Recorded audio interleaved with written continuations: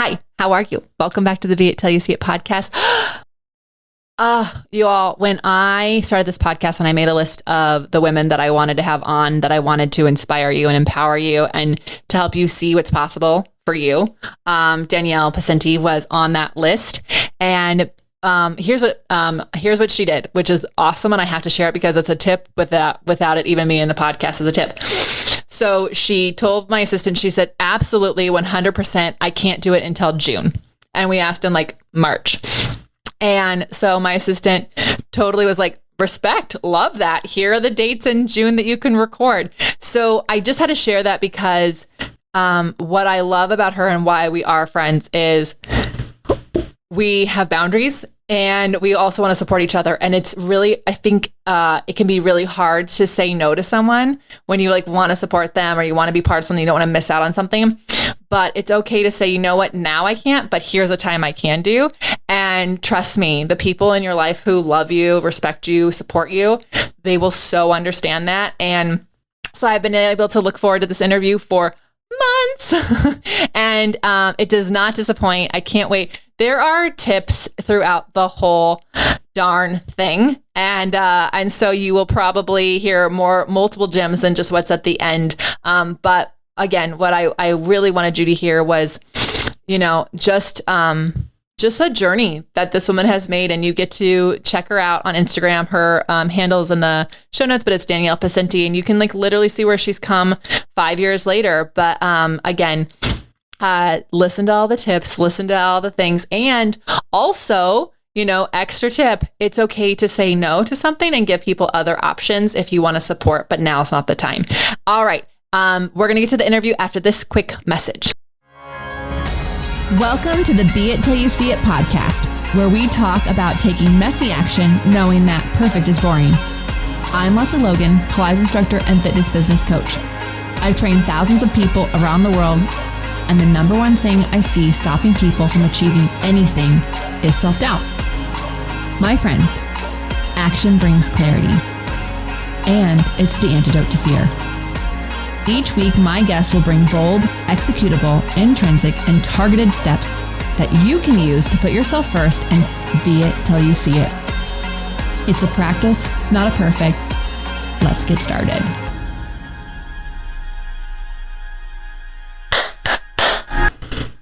They make me do that.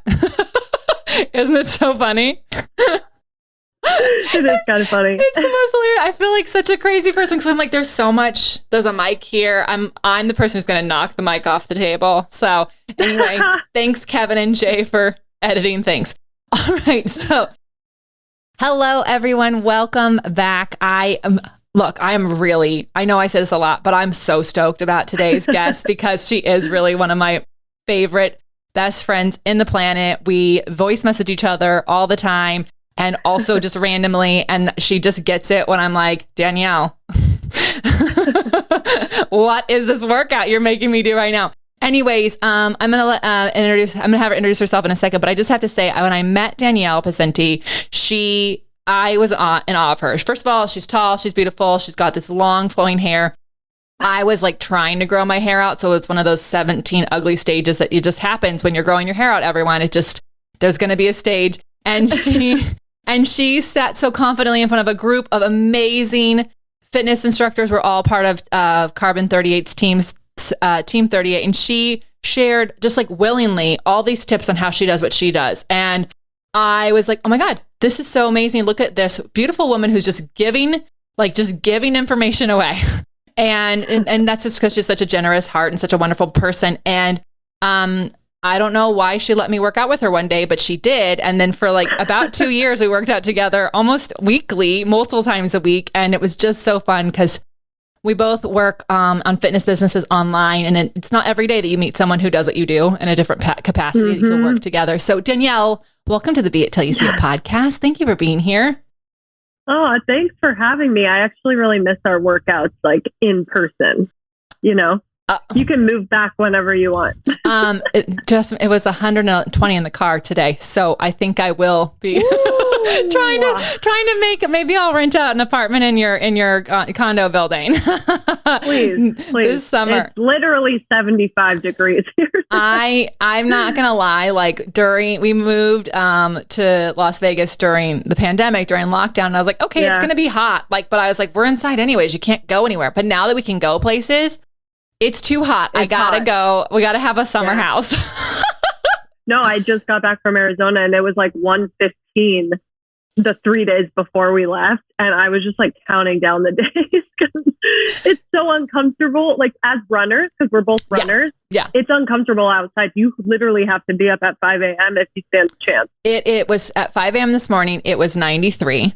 And so I have decided I have a summer schedule where I walk with a hiking pack of water. I walk 2 miles with my dogs at 5 a.m. And I'm like, and we'll get on the Peloton. Like that's the cardio for the summer. And then when winter comes around, you have to run because it's too cold. And I'm just trying to get used to this desert life. Yeah, it's kind of interesting too because it gets colder there than it does here in the winter. So and my sister lives in Arizona and I like to make fun of her, and also Erica Hood in Palm Springs, our mutual friend. I like text them. I'm like, it's hotter where you are. Just saying. Just saying. Just saying it's not that hot here. Anyways, okay. So basically you've just experienced being on a phone call with Danielle and I. Let me have her introduce herself. Yes. Danielle, who are you? Where are you living? What are you excited about right now? Okay, well, thank you for that intro. I'm Danielle Pascente, and I am a personal trainer, fitness expert in Los Angeles. Have been out here for over a decade, which is crazy because it feels like just yesterday. But yeah, I'm on year 11 of living in Los Angeles. And, I started out as a trainer where I did house calls and I had my clientele. I started out at a gym before that. And then I took my business online about 5 years ago. So I've been in the online business, creating training guides for women, creating programs for women to do strength training, HIIT-based training, and kind of just like rocking the online thing now for years. It feels like a longer time than it's been, but 5 years is a pretty long time. I totally, and I think that some people they have that negative connotation when you say it feels like it's been longer. Not in a bad way. It's just that like you can't really remember what your life was like before it, or that like this feels longer ago, like a different lifetime. It is. It's an entirely different life too. And the online business is not for the faint of heart. So to that end, I say I've just like worked so hard for the last 5 years, harder than I ever have in my life, but it's also been incredibly rewarding and it's so cool to see it all grow. So that's kind of where we're at now. My husband helps me run the business. As you know, Matt helps me run the business. So it's been really cool to just watch it grow and morph into what it is right now. Yeah, because Brad came on full time with my business in 2019, December. We thought that'd be a good time to have him get rid of his income, just come on full time before a pandemic, and but it is really fun to. It's not everyone can do online business and not everyone can do it with their spouse. It definitely takes, there's a lot of special, it's a lot to balance. But in the best way, if you like it and it's what your heart's calling. So I do want to go back. You were going to people's houses and you were teaching in gyms, and I know you were very successful doing that. And that's the hardest thing. Like when it's almost easy to make the money doing the thing you were doing, and you had this calling. So what was going on inside that made you go, I want to do online? Like what even made you want to attempt that? Yeah. It's funny because Matt actually is the one who got me to do it, because I was so resistant leaving my comfortable business that I had built up in person. I was like, what is the need for this? I don't I have everything I could want. I have a steady clientele. I'm making decent money. However, there was a cap to it. There was a cap to it being a trainer because I can only reach so many people in one day. But he saw other people doing it, like the Kayla Itsinas of the world or the Tone It Ups. He saw it happening and he saw, okay, you can do this. We can do this. We just need to go for it. And I was like, no, we can't. I know nothing about the online business. Instagram wasn't a thing really in 2014, 15. It was just starting to get like even remotely a platform where you could promote yourself, so to speak. And right. Most people were just posting pictures of their random food. Yeah. Here's my sunset. Yeah. And pets and sunsets. Yeah, totally. Or like a collage. And they were like 2 miles today, period. That's it. Yeah.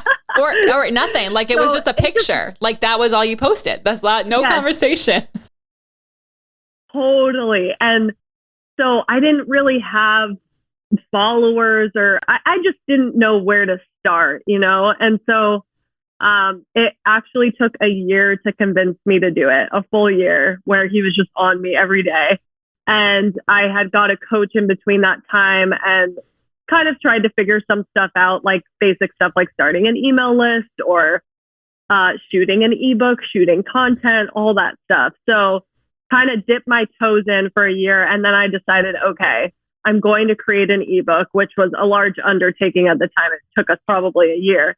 And we took our time with it and we learned, and then we launched and nothing happened. Like nobody was listening. Nobody was buying. I had like 10 people buy my first ebook that was like $10. So, yeah, I made a killing. Yep. So like a year of work and you get $100 and then you lost money to Stripe or PayPal or whatever.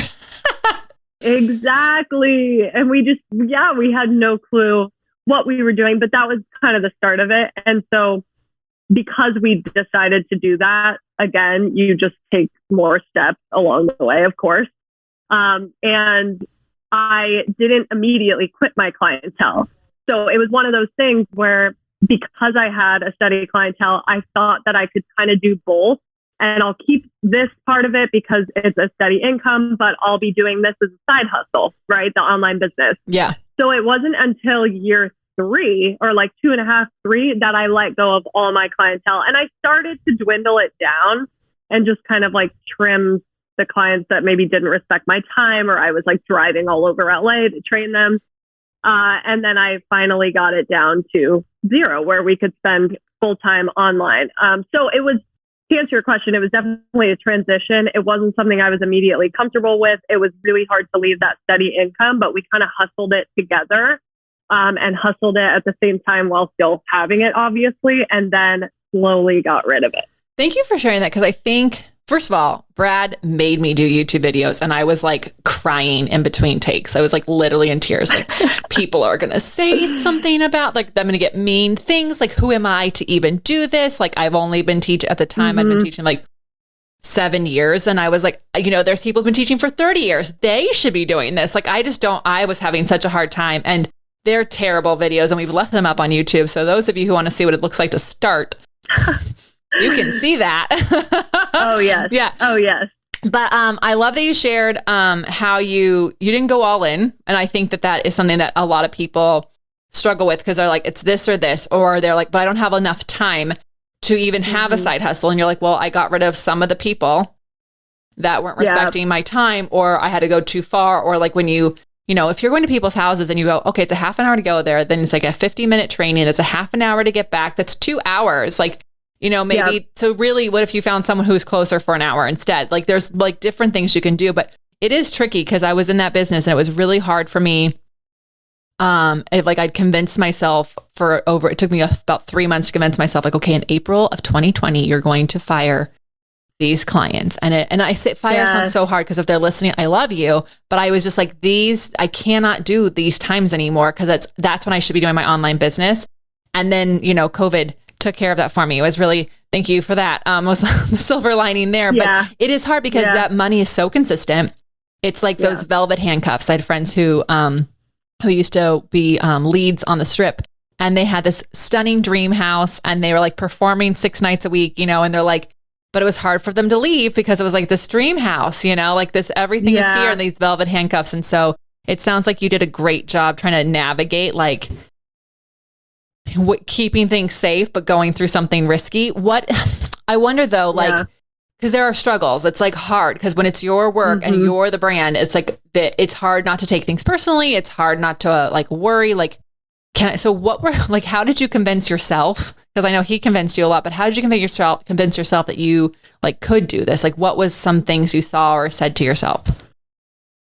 Yeah, I think because I worked in the industry for so long as a trainer, filming workout videos and, working as a model on sets and stuff like that. In my head, I knew that I had it. Like I knew I could be a presence online. I knew I could be the face of a brand. And so I think that actually gave me the confidence, was knowing that I had already done some like quote unquote bigger projects. And so it was kind of the baseline of where my confidence came from. But when it came to the actual online business, I was 0% confident because I didn't know what I was doing. And so I think the confidence came from doing, practicing, learning, YouTubing, Googling, getting a coach, because that's the most humbling part of it. It wasn't my expertise. I never questioned that because I was an experienced trainer. So I already had 5 years under my belt. I had confidence in that department, but it was really the online business and starting that was incredibly humbling because I just did not know what I was doing. So practice. Honestly, but what you said that's sticking out so much, and I hope people heard it. It's like you basically leaned on where you were confident and figured that out, and use that confidence to take you to the next level, which was like, okay, who do I need to hire? What do I need to research? How do I need to try this? And then by doing that, and that's just the thing, right? We get confident by doing the thing that we're not confident to do, and you start to realize, after I did about 7 YouTube videos and I didn't actually get anyone telling me how awful I was. Then I was like, oh, this is so much easier. People like it. So you just got to do it. Yeah.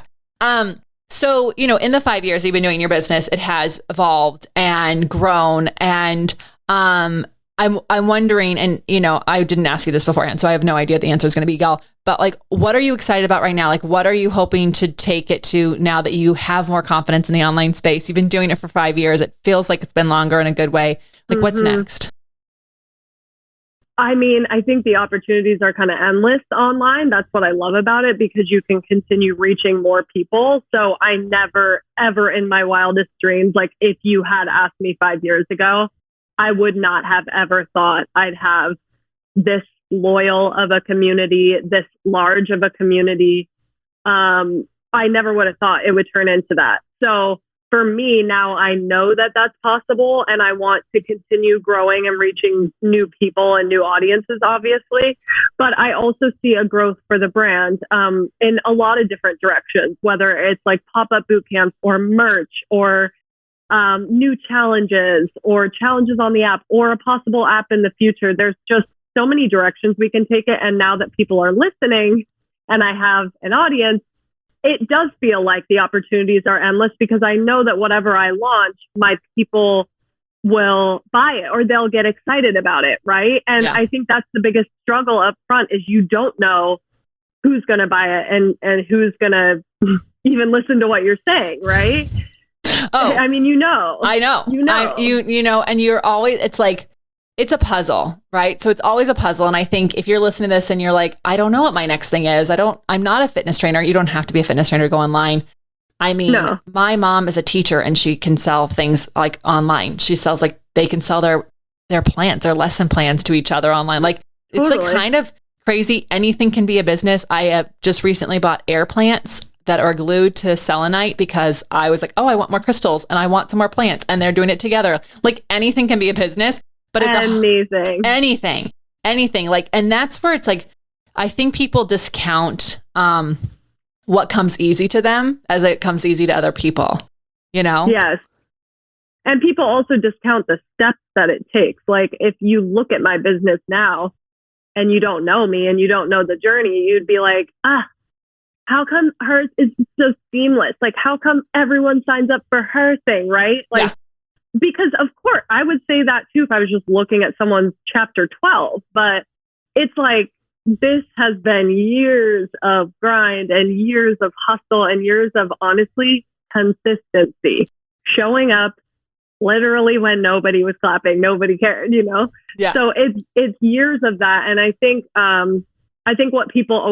what I would want anyone to take away from this is that you're going to go through really tough times and times that will knock you down as an entrepreneur. multiple times over. Even when you get successful, you're going to have those times. I mean, both Lesley and I have gone through some really dark times in our business together.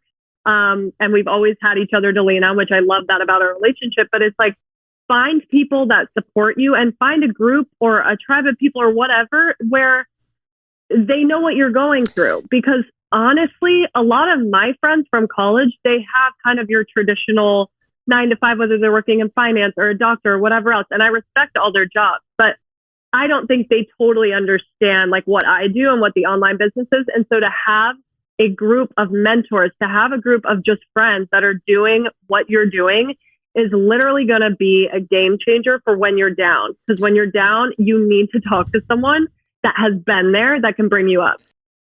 Thank you for bringing that up. I think that is, I mean, we were very lucky. I wasn't really familiar with your entire business when we met. And I don't think you realize what mine was either, because I was still doing in-person training while having 2 online businesses, y'all, because I thought I should have 2 hustles at the same time. And I'm an overachiever recovering. And yes. but it's true. Like, I remember, and especially in the last 3 years, I was very intentional in changing my friendships. And not that I was like, bye to people, but I was just like, I'll talk to them about like, you know, what we're planting in the backyard, and I'll talk to them about what's exciting, but like, they're not the person I can call when like, hey, you know, iTunes took 8 weeks to do something that they're supposed to take 4 weeks to do. And so now I'm launching a podcast and a new website and a deck of cards at the same time. Like, you would understand like, oh, that's a lot. That's a lot. And everyone's like, but it's all like, you wanted it all. I'm like, I did want all of it, but it was supposed to happen at different times. And now it's happening at the same time. And this is a perfect example. And if my mom's listening, I love you. But yesterday I called her. I was like, I finally had a moment to call you. How's it going? She's like, oh, good. What's going on? I said, oh, the podcast is launching 4 weeks late on top of the deck and on top of like this website that was supposed to be 3 months ago. And she's like, oh, you're just doing such great things. I know. Well, the same like, thing. Same thing. I agree. Thank you. Thank you so much. But I just need you to go, that's a lot.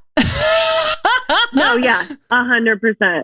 I have to sometimes tell my mom that. I have to be like, and she'll say the same thing. She's like, yeah, but babe, you really need a break. Like, honey, you need a break. I'm like, I can't just take one right now, Mom. Right. This is not the time, because there's actually a scheduled break. Don't worry. I know for a fact she does, but I definitely schedule and break. She might not see them because I probably just will go bye to the Instagram. Bye. Yeah. But see you later. But it's so, you know, to your point, it's like, it might take you some time. Like, I definitely had to put myself in situations where I didn't know people. Some of them paid, some of them free, and just try to find other people that I could like really relate to and call upon. And so, last year when we had this really epic moment, you know, Brad called his parents and they're like, oh, that's great. And then we called my parents and we're like, we're going to move. We had this moment, we're going to move. And he's like, oh, well, just make sure you do this. And I'm like, none of these people are giving me what I want. And I was like, call this guy, because we called this guy, Brooks. His wife is in the online fitness space. And we called him up and we told him what happened. He was like, that's amazing. That is so cool. And I was like, that's exactly what I needed. That's exactly what I needed right now. Yes. And all your online friends will give you that. It's funny because when you first start the business, you think your most loyal number one supporters are going to be your family and friends. And it's actually not true.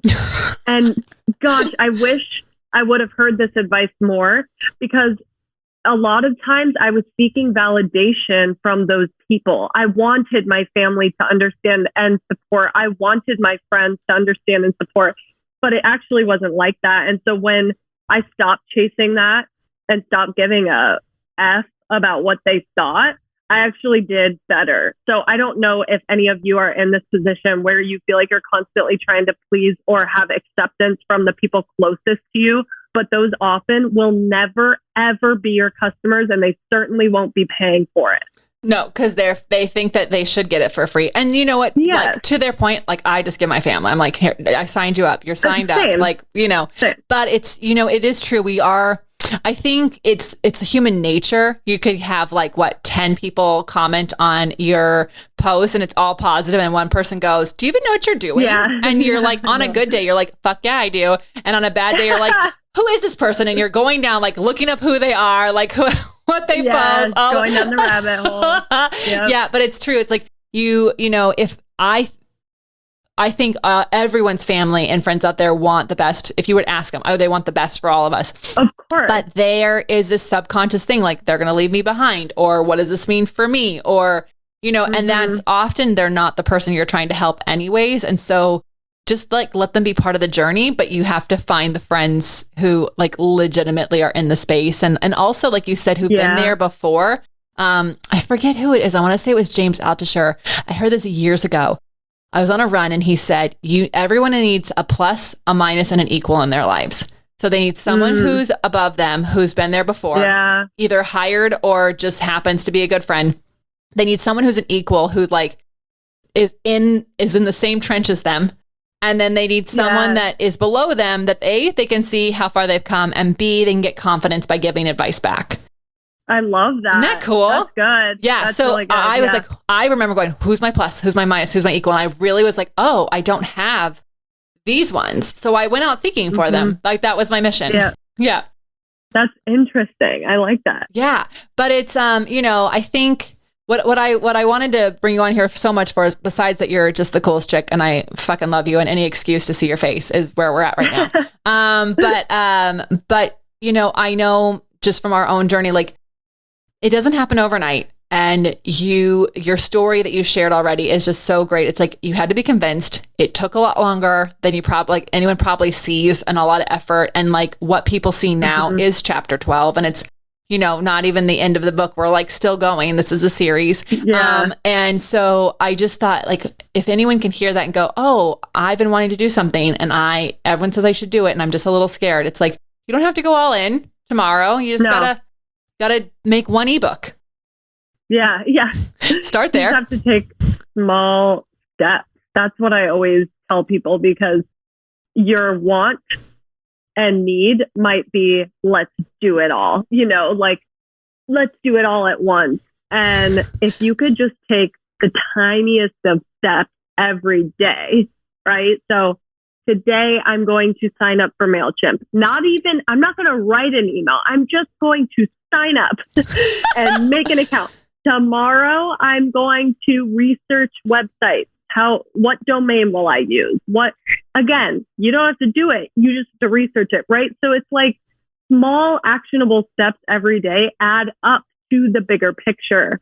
So try not to get overwhelmed by all the things you have to do to be at chapter 12, when that is literally possibly 6 to 10 years down the line.